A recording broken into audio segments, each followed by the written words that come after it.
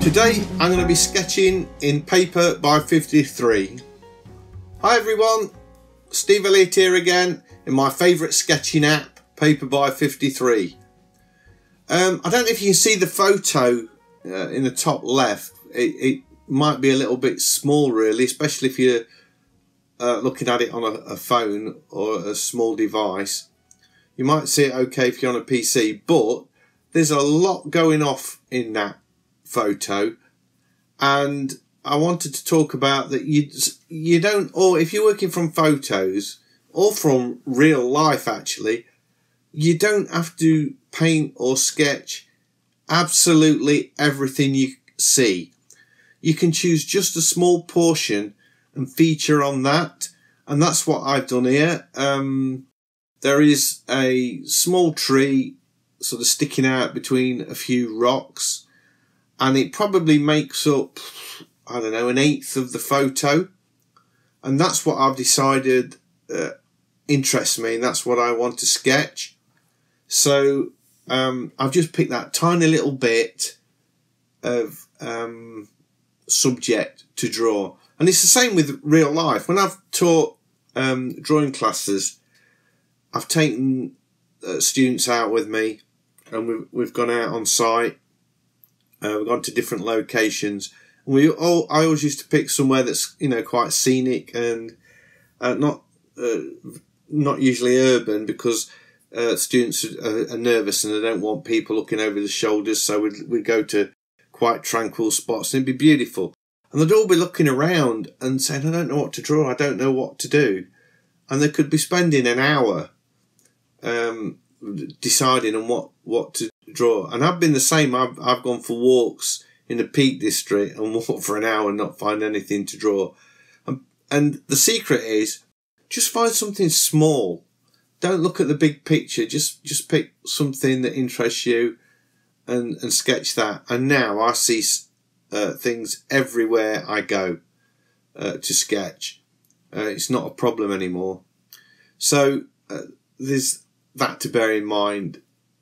Look for the smaller things to paint. You don't have to paint the big picture. You can, but you don't have to. You can just pick something small. And then the second thing I want to talk about is the way you can use light and shade to form a composition, and it's the way you balance the darks against the lights. So if you look at this sketch on my tree, I've got this light trunk, and either side of it, at the base of the trunk, I've got shading in there to sort of make that trunk stand out.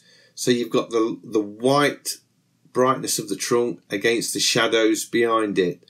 And as I form the rock shapes, you'll notice it's all about the shading that gives the form to that shape. And the way you're continually counterbalancing light against dark, putting lights in appropriate places and then balancing that out with some dark.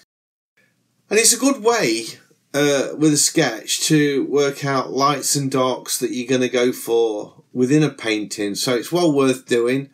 I don't always do it. I can be quite lazy sometimes. And especially with digital painting, you can it's a lot easier to change things than it is with conventional painting. So you'll see here we go, look, I'm starting to shade in, and I'm balancing that light against the dark all the time. So those are the kind of two things that I really want to talk about. So I've exhausted my topic of conversation, and I'm only halfway through the video. This was a really quick sketch actually. I know I'm going to keep thinking of things to say. This was a quick sketch. I've only speeded it up 3 times, I think. So in actual fact, it took me just short of half an hour to do. And that's not long, is it really, to spend on a drawing? I can spend a lot longer than that. So I did sort of pretty much get a finished sketch, which you're looking at now, just with pencil. But then I thought I wanted to go in with a wash, really to sort of illustrate this light against dark technique I was telling you about. So I start off putting this sort of dark wash on, and then I kind of get it round my neck a little bit, and then sort of step back, just hit the back button to get rid of that and start again with a much lighter wash. And the technique I'm using here, I'm keeping the pencil on the pad all the while I'm putting a wash on, and that way you don't get any hard edges. You get a nice soft look, and I've done a bit of negative painting around those trees. So again, using that light against the dark, although it's not so dark in this case. And then again, I kind of mess about, and I start to get bogged down with detail here, and I try to paint in some leaf shapes and things with the watercolor brush. Doesn't come quite yet. I'm still sort of putting in shadows on the foliage and the grass and what have you. Sort of getting this really light wash over the whole thing, leaving the absolute highlights that I want to keep white, and then I'm working back into that. Here we are. Now this is where I start to try and paint in some leaves and a few more trees,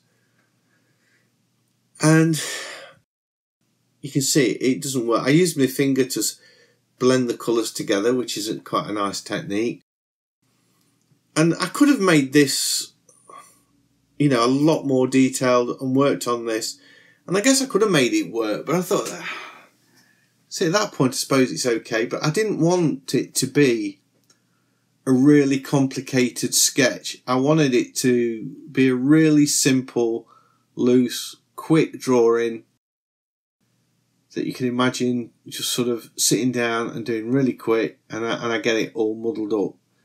So that would have been ruined, I guess, in a conventional sketchbook. Well, it wouldn't actually, because sketchbooks aren't meant to be shared.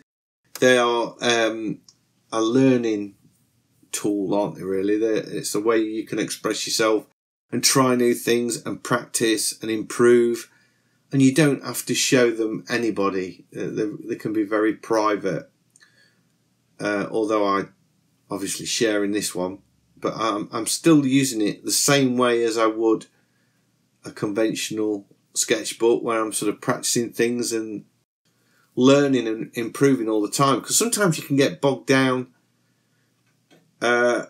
with things, and you can forget how you used to draw and how you used to like to do things. And it's nice to sort of reflect back on that and go back and sort of step back and just trim it all down and do something really simple. And this is typical of a sketch I would have been doing years ago, and I've got books full of sketches like this. So I always enjoyed drawing, but I enjoyed doing this one because it was sort of very reminiscent of how I sketched quite a while ago, really. So anyway, that's it. That's kind of talking about all the darks and lights and distilling of the scene. So I hope you've enjoyed this video. I hope you found it useful and you like the drawing. And if you have, a big thumbs up, as always, is much appreciated. If you're new to the channel, please consider subscribing and clicking on that notification thing, because I have lots of videos all about digital painting, and I would love to be sharing those with you. So hopefully I'll see you in the next one. Bye.